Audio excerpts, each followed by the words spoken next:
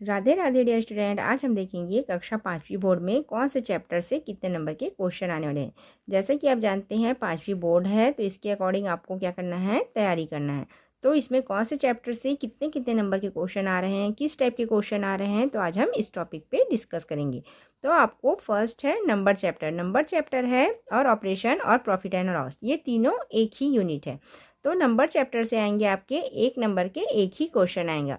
मतलब जब एक नंबर का एक ही क्वेश्चन आएगा तो इसमें क्या होगा, ये ऑब्जेक्टिव टाइप रहेगा। तो जो फर्स्ट है उसमें आएगा आपका ऑब्जेक्टिव टाइप का क्वेश्चन। उसके बाद है ऑपरेशन चैप्टर से आपके 3 मार्क्स के क्वेश्चन आएंगे। या तो ये 1 भी हो सकते हैं या तो ये 2 भी हो सकते हैं। तो इसमें आएगा 3 मार्क्स का एक ही क्वेश्चन आ सकता है। या तो वो बड़ा क्वेश्चन देगा, अगर 3 मार्क्स का दे रहा है तो वो बड़े टाइप के क्वेश्चन देंगे जिसको सॉल्व करेंगे तो जो 3 मार्क्स के लायक हो। उसके बाद है प्रॉफिट एंड लॉस चैप्टर है। इस चैप्टर में आएंगे आपके 2 मार्क्स के क्वेश्चन, जो थोड़े शॉर्ट टाइप के रहेंगे। ये आएंगे 2 मार्क्स के एक ही क्वेश्चन आएगा। तो टोटल इन तीनों यूनिट से मिला के आएंगे आपके 6 मार्क्स के क्वेश्चन। ये हमको ब्लूप्रिंट है जो सरकार की तरफ से आदेश हुआ है, उसके अकॉर्डिंग जो मार्क्स दिया गया है वो हमने बनाया है। उसके बाद है यूनिटरी मेथड, एवरेज और मल्टीपल्स एंड फैक्टर्स, ये तीनों एक यूनिट है। तो यूनिटरी मेथड से आएंगे आपके 1 मार्क्स के क्वेश्चन। ये भी ऑब्जेक्टिव में ही आएंगे। जो चूज द करेक्ट ऑप्शन दिया रहेगा उसमें से 1 ऑप्शन करेक्ट रहेगा, आपको उसमें करेक्ट टिक लगाना है। उसके बाद है एवरेज चैप्टर से भी आपके एक ही क्वेश्चन आएंगे। फिर है मल्टीपल और फैक्टर चैप्टर से आएंगे 3 मार्क्स के आपके 1 क्वेश्चन आएंगे। तो मल्टीपल एंड फैक्टर चैप्टर में जो आपका वर्ड प्रॉब्लम है या स्टेटमेंट है या मल्टीप्लिकेशन है, तो ऐसे टाइप के क्वेश्चन देखना है जो 3 मार्क्स के लायक हो। उसके बाद है फ्रैक्शन और डेसिमल। तो फ्रैक्शन और डेसिमल का एक यूनिट बना है। फ्रैक्शन चैप्टर से आएंगे 3 मार्क्स के 1 क्वेश्चन, डेसिमल चैप्टर से आएंगे 1 मार्क्स के 1 क्वेश्चन। तो ये ऑब्जेक्टिव टाइप में होगा और ये जो क्वेश्चन रहेगा वो आपको सॉल्व करना रहेगा। तो टोटल इन दोनों यूनिट से मिला के आएंगे आपके 4 मार्क्स के क्वेश्चन। उसके बाद है ज्योमेट्री, एंगल और जियोमेट्री। तो इसमें जियोमेट्री का नहीं दिया हुआ है। ज्योमेट्री से आएंगे 3 मार्क्स के 1 क्वेश्चन और एंगल से आएंगे 1 क्वेश्चन। जो एंगल से जो आएगा ये ऑब्जेक्टिव टाइप ही क्वेश्चन होगा। उसके बाद है length, weight, capacity and money. तो जिसमें लेंथ और वेट का नहीं दिया हुआ है ब्लूप्रिंट के अकॉर्डिंग, कैपेसिटी दिया हुआ है। कैपेसिटी चैप्टर से आएंगे 4 मार्क्स के क्वेश्चन। तो ये जो 4 मार्क्स के क्वेश्चन है इसको आपको अच्छे से तैयार करना है। तो कैपेसिटी में जितने भी जो क्वेश्चन है ये क्वेश्चन आपको अच्छे से सॉल्व करना है, क्योंकि ये अकेला ही कितना है, 4 मार्क्स का है। उसके बाद है मनी चैप्टर से 2 नंबर के क्वेश्चन आएंगे जो शॉर्ट टाइप के होंगे। तो ये 2 नंबर के क्वेश्चन आएंगे। तो इन दोनों चैप्टर्स को मिला के आएंगे आपको 6 मार्क्स के क्वेश्चन। उसके बाद है टाइम चैप्टर से आएंगे 2 मार्क्स के क्वेश्चन और बिलिंग चैप्टर से आएंगे 4 मार्क्स के क्वेश्चन। तो 4 मार्क्स वाले जो चैप्टर है वो चैप्टर आप अच्छे से कर लीजिए, ये आपके बहुत ही स्कोरिंग रहेगा। जैसे कैपेसिटी से आ रहा है 4 मार्क्स का क्वेश्चन, बिलिंग चैप्टर जो बहुत ही ईजी है बिलिंग करने का, इसमें से भी आपका आ रहा है 4 मार्क्स के क्वेश्चन। पेरीमीटर से आ रहा है 4 मार्क्स के 1 क्वेश्चन। तो ये टोटल हो जाएंगे 40 मार्क्स के क्वेश्चन और बाकी जो 10 मार्क्स है तो 10 मार्क्स हो जाएगा आपका 10 मार्क्स आपका प्रोजेक्ट में हो जाएगा। उसके बाद है डेटा हैंडलिंग चैप्टर से भी 3 मार्क्स के एक क्वेश्चन आ रहे हैं और पैटर्न से आ रहे हैं 2 मार्क्स के एक question.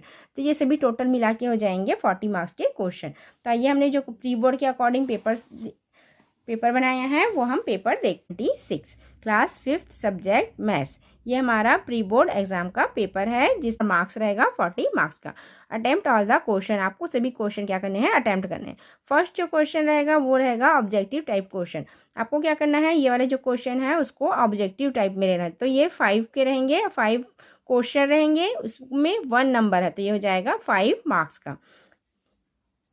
Choose and right the correct answer, आपको चूज करना है और जो करेक्ट आंसर है उसको आपको लिखना है। जैसे दिया हुआ है 76,182, तो आपको ये जो 4 ऑप्शन दिया हुआ है उसमें 76,182 कौन है वो आपको पहले यहाँ पे टिक लगाना है। उसके बाद यहाँ पे जो आंसर दिया हुआ है वहाँ पे आपको क्या करना है, आंसर लिखना है। सेकेंड है if the cost of 6 chairs is ₹642, what is the cost of 4 chair. यदि आपको 6 कुर्सी मिल रही है 642 रुपये में, तो 4 कुर्सी कितने रुपए मिलेगी। तो इस क्वेश्चन को आपको सॉल्व करना है और जो आंसर आएगा उसको टिक करके यहाँ पे आपको आंसर लिखना है। नेक्स्ट है what will be the average of 30, 50 and 40। जैसा कि मैंने कहा था किस चैप्टर से कितने कितने नंबर का आ रहा है उसी के अकॉर्डिंग हमने ये क्या किया है, पेपर तैयार किया है। तो यहाँ पे क्या करना है, आपको एवरेज निकालना है। एवरेज कैसे निकालना है, तीनों नंबर को प्लस कर देना है और 3 से डिवाइड कर दोगे तो एवरेज आ जाएगा आपका आंसर। फिर नेक्स्ट है which of the following is largest decimal number. ये जो नंबर दिया हुआ है डेसिमल में दिया हुआ है, तो इनमें दशमलव में दिया हुआ है, तो दशमलव में ये सबसे बड़ा कौन है, तो सबसे बड़ा कौन है उसको आपको टिक लगाना है और यहाँ पे आपको आंसर लिखना है। An angle whose measure are less than 90 degree is known as. ऐसा कोण जो 90 अंश का कम हो, वो 90 अंश से कम, 90 अंश की डिग्री से कम हो, वो कौन सा एंगल होता है, आपको इसमें टिक लगाना है और यहाँ पे ऑप्शन में है तो उसको आंसर में लिखना है। यह है सेकंड वाला वेरी शॉर्ट आंसर। तो इसमें 4 क्वेश्चन रहेंगे, 4 क्वेश्चन है तो ये कितने हो जाएंगे, 2 मार्क्स के हो जाएंगे और टोटल मिलेगा आपको 8 मार्क्स। तो इसमें फर्स्ट क्वेश्चन है if the purchase price of an item is ₹250। यदि कोई प्राइस जो आइटम है, कोई सामान है, उसका जो कॉस्ट प्राइस है वो है 250 और उसका सेलिंग प्राइस है 330, देन हाउ मच प्रॉफिट और लॉस, तो उसे प्रॉफिट होगा कि लॉस होगा। तो आपको सभी को सॉल्व करने के लिए आपके पेपर में जगह रहेगा, उसी के अकॉर्डिंग ये प्री बोर्ड एग्जाम का पेपर बनाया गया है। नेक्स्ट है कन्वर्ट रुपीज़ इनटू पैसे। 7 रुपीज़ को आपको क्या करना है, पैसे में चेंज करना है। ये 2-2 मार्क्स के हैं तो ये छोटे छोटे ही रहेंगे। फिर नेक्स्ट है what will come next in the given pattern. Pattern में दिया हुआ है, एक पैटर्न को समझना है, फिर दूसरा, फिर तीसरा, उसके अकॉर्डिंग चौथा क्या होगा ये आपको भरना है। Draw the hand in the clock to indicate the given time. आपको क्या करना है, 6 o'clock दिया हुआ है तो 6 कैसे बजेगा इसको यहाँ पे इंडिकेट करना है। मिनट और आवर जो है घंटे की सुई, उनको क्या करना है यहाँ पे इंडिकेट करना है, बनाना है। फिर है शॉर्ट आंसर क्वेश्चन। ये शॉर्ट आंसर क्वेश्चन वो वेरी शॉर्ट था, ये शॉर्ट है तो ये 3 मार्क्स के हो जाएंगे। इसमें 5 क्वेश्चन रहेंगे आपके, 5 × 3 हो जाएगा 15 मार्क्स का।